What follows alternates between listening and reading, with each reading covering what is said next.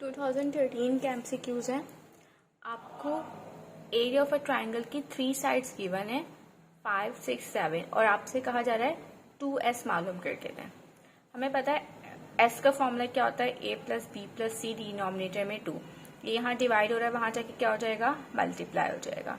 तो हमारे पास ये इक्वेशन आएगी 2s is equal to a plus B plus C. ए हमारे पास 5 गिवन है, बी हमारे पास 6 गिवन है, सी हमारे पास 7 गिवन है। इन सबको ऐड कर लें तो आपका रिजल्ट क्या आएगा, 18 आएगा। और आपसे यही पूछा गया था 2s की क्या वैल्यू होगी। देन आपसे पूछा गया है area of a triangle. Area of a triangle का आपने फॉर्मूला बताना है। हमें पता है एरिया ऑफ अ ट्राइंगल का फॉर्मूला क्या होता है, हाफ। अगर ए बी है तो जो साइन के साथ जो एंगल आएगा वो सी का आएगा। सी किसको रिप्रेजेंट करता है, गैमा को। अगर हाफ ए सी आ गया है तो साइन के साथ एंगल आएगा बीटा का, यानी कि यहाँ पे बी नहीं है तो एंगल किसका आएगा, बीटा का आएगा। ऊपर सी नहीं था तो एंगल गैमा का आया था। हाफ बी सी, यहाँ पे ए में से तो एंगल किसका बनेगा, ए का बनेगा। इन तीनों में से कोई भी वहां पे करेक्ट लिखा हुआ हो सकता है, बाकी सारे रॉन्ग लिखे हुए हो सकते हैं। n+1 factorial divided by n factorial.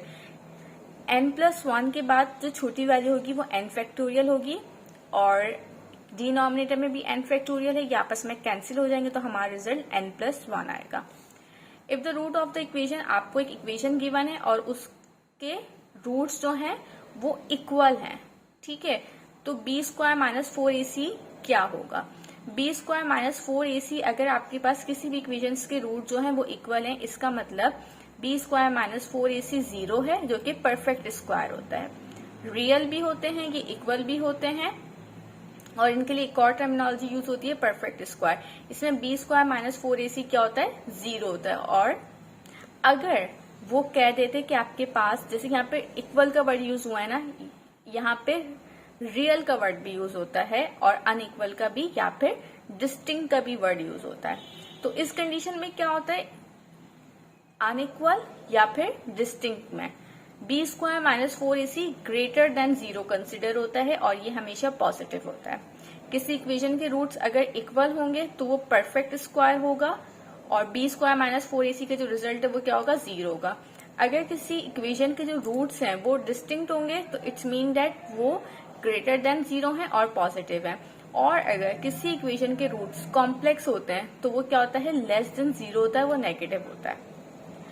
ए और बी आपके पास दो सेट्स हैं, ए यूनियन बी का होल इंटरसेक्शन किसके बराबर होता है, ये डी मॉर्गन लॉ है।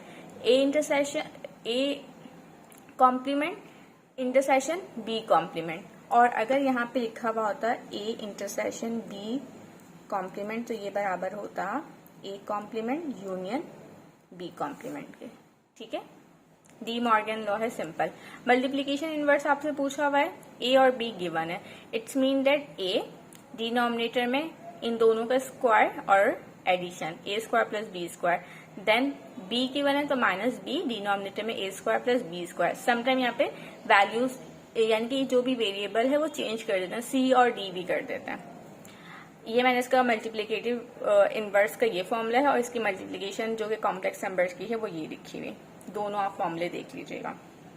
आपको किसी इक्वेशंस के रूट गिवन है, आपने उसकी इक्वेशन बनानी है। इक्वेशन बनाने का फॉर्मूला होता है x² - α + बीटा, इनका addition form, simple x plus और अल्फा बीटा के प्रोडक्ट फॉर्म। फर्स्ट वाले को हम अल्फा कंसिडर कर लेते हैं, सेकंड वाला नेगेटिव है उसको हम क्या करते हैं, बीटा कंसिडर कर लेते हैं। सेम इसी तरह इक्वेशन में मैंने अल्फा बीटा पुट कर दिया। एलसीएम लेंगे, अदरवाइज ये सॉल्व नहीं होगा। आप एक काम कीजिए, डायरेक्ट कैलकुलेटर पे पुट करिएगा तो आपका रिजल्ट 2/6 आ जाएगा, ठीक है। और ये तो मल्टीप्लाई हुए 2 6 12, plus minus will be minus. अब क्या करेंगे, अगेन एलसीएम लेंगे, इसको ना कैंसिल मत करिएगा, ठीक है। अगेन एलसीएम लेंगे, एलसीएम अब क्या आएगा, 12 आएगा। तो ये 12 यहाँ क्या डिनोमिनेटर में, क्योंकि बिल्कुल कुछ भी नहीं था तो यहाँ पे हमने x² के साथ भी 12 लिखा, माइनस 6 का टेबल कितना रीड करूंगी, 12 आ जाए, 6 2 12, तो हम ऊपर वाली वैल्यू को भी क्या करेंगे, 2 से मल्टीप्लाई करवा देंगे तो 2 4x हो जाएगा और -1 विल बी 0। ये 12 यहाँ डिवाइड हो रहा है, 0 के पास आके मल्टीप्लाई होगा तो ये हमारी इक्वेशन आएगी।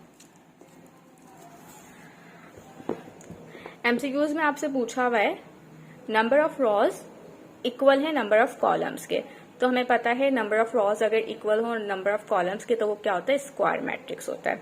अच्छा, स्क्वायर मैट्रिक्स 2x2 का भी हो सकता है, 3x3 का भी हो सकता है। ठीक है, ये दोनों स्क्वायर मैट्रिक्स है। रेक्टेंगुलर में क्या होता है, रॉज और कॉलम्स आपस में इक्वल नहीं होती। नल कह रही हूँ, यूनिट और आइडेंटिटी मैट्रिक्स दोनों एक ही को कहते हैं। उसमें क्या होता है, डायगोनल हमारे पास 1 1 होते हैं। बस ये 2x2 का, ये 3x3 का है। डायगोनल मैट्रिक्स क्या होता है, जिसमें ये जो डायगोनल से इनकी वैल्यूज क्या हो, चेंज हो रही हो और बाकी तमाम जो इंक्रीज है वो 0 हो। ये 2x2 का डायगोनल और ये 3x3 का डायगोनल है। स्केलर में क्या होता है, जो आपके पास डायगोनल की जो वैल्यू होती है ना, ये तमाम क्या होती है, सेम होती है। डायगोनल में डिफरेंट होती हैं, यूनिट या आइडेंटिटी में 1 होता है, जबकि स्केलर में ये तीनों क्या होती हैं, सेम होती हैं और बाकी तमाम इंक्रीज 0 होती हैं।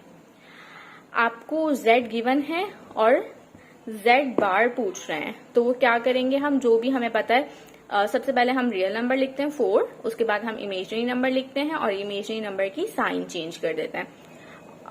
10 ईयर में ये आंसर लिखा हुआ है, इन्होंने पहले इमेजिनरी लिखा हुआ है, उसके बाद रियल लिखा हुआ है, आप यही टिक कर दीजिएगा, अदरवाइज आंसर क्या आता है। ये आपको एक मैट्रिक्स गिवन है और उसका डिटर्मिनेट पूछ रहे हैं आपसे। ये तो आपको पता है 1 ओमेगा ओमेगा स्क्वायर ये इक्वल टू 0 होता है। ठीक है, लेकिन वो कब, जब यहाँ पे एडिशन की साइन आ रही हो। अब जब आप इसका डिटर्मिनेट लेंगे ना, वो इक्वल टू 1 ही आएगा। तो इसको चाहें तो आप सॉल्व कर लें और चाहें तो आप डायरेक्ट लिख दें answer. Harmonic mean between A and B, आपने हार्मोनिक मीन ए और बी के दरमियान बताना है। ठीक है, हार्मोनिक मीन का वैसे ही formula 2ab divide by a plus B होता है और यहाँ पे भी a और b लिखा हुआ था, तो यही फॉर्मूला होगा। अगर यहाँ पे कोई और cd लिखा हुआ था तो हम ab की जगह cd लिखते, जब तक ज्योमेट्रिक मीन का अंडर रूट ab होता है।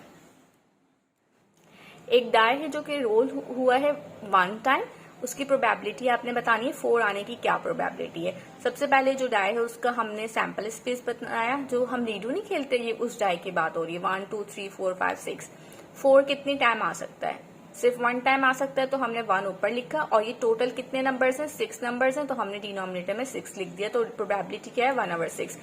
कोई भी नंबर देकर आपसे उसकी प्रोबेबिलिटी पूछी जा सकती है। अगर कोई भी डाई सिर्फ 1 टाइम रोल हुआ है तो सबकी प्रोबेबिलिटी 1/6 ही आएगी। कॉस जो है वो ग्रेटर देन 0 है, जबकि साइन क्या है, वो लेस देन 0 है। फर्स्ट में तमाम वैल्यूज पॉजिटिव होती हैं, सेकंड में कॉस नेगेटिव होता है, क्योंकि देखें ये एक्स एक्सिस है ना, ये नेगेटिव है, और कॉस क्या होता है, एक्स एक्सिस होता है। वाई क्या है, हमारे पास साइन होता है, वाई यहाँ पे पॉजिटिव है, यहाँ पे दोनों ही नेगेटिव है, जबकि साइन क्या है, लेस देन 0 होना चाहिए। यहाँ पे देखें वाई क्या होता है, नेगेटिव होता है, तो इसका मतलब साइन भी नेगेटिव होगा, जबकि कॉस यहाँ पे पॉजिटिव होता है। तो हमारा जो ये वैल्यू है वो कहाँ लाई कर रही है, 4 कोऑर्डिनेट में लाई कर रही है। tan थीटा cos थीटा किसके इक्वल है, tan हमारे पास होता है साइन ओवर cos के, cos से cos कैंसिल, तो हमारा रिजल्ट सिंपल साइन आया। tan theta 180 minus theta is equal to किसके इक्वल होता है, ये होता है -10 के। आई थिंक चैप्टर नंबर 9 में इस तरह के बहुत सारे फॉर्मूले हैं, वो आप याद कर लें एज कम्पेयर टू आप सॉल्यूशन में टाइम वेस्ट करें। बहरहाल सॉल्यूशन में ये है, अल्फा माइनस बीटा का हम फॉर्मूला लगाएंगे, जहां अल्फा है वहां पे 180 लिख दें और जहां पे बीटा है वहां पे थीटा लिख दें। tan 180 0 के इक्वल होता है, minus tan theta 1 as it is रहा। tan 180 0 के इक्वल होता है, tan theta as it is रहा। 0 को tan थीटा से मल्टीप्लाई करूंगी तो रिजल्ट 0 ही आएगा। तो हमारा सिंपल जो बचा वो माइनस tan थीटा बचा result. cos u minus cos v का फॉर्मूला लगा हुआ है, cos u plus cos v का भी फॉर्मूला याद करिएगा, sin u plus sin v का भी, और sin u minus sin v का भी। तमाम फॉर्मूले याद करें, कोई सा भी फॉर्मूला यहाँ पे आ जाता है। अच्छा, आपसे ना मैग्नीट्यूड पूछा है 3 - 4, वहां पर 10 ईयर में आयोडा नहीं लिखा हुआ, लेकिन यहाँ पे आयोडा आएगा क्योंकि हमारा जो मैग्नीट्यूड है वो किसी भी कॉम्प्लेक्स नंबर का ही ऑलमोस्ट पूछा जाता है। मैग्नीट्यूड कैसे निकालते हैं, अंडर रूट लिख के रियल नंबर का स्क्वायर प्लस इमेजिनरी नंबर का स्क्वायर, इसको सॉल्व कर लें, आपको रिजल्ट 5 आएगा। आपने इसको सॉल्व करके रियल और इमेजिनरी पार्ट बताना है। 3 2 का भी है और 3 आयोडा का भी है। ठीक है, तो हमारा जो रियल पार्ट है वो 2/3 हो गया, जबकि इमेजिनरी पार्ट -1/3 हो गया। यहाँ पे आपने इसकी मिडल टर्म बतानी है। मिडल टर्म फाइंड आउट करने का फॉर्मूला है n+2 divided by 2।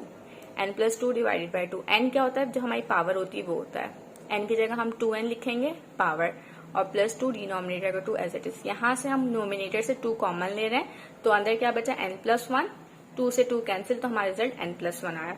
Period of cos -पाई होता है, जबकि टेन का थीटा का जो पीरियड होता है वो पाई होता है, साइन थीटा का जो पीरियड है वो 2 पाई होता है।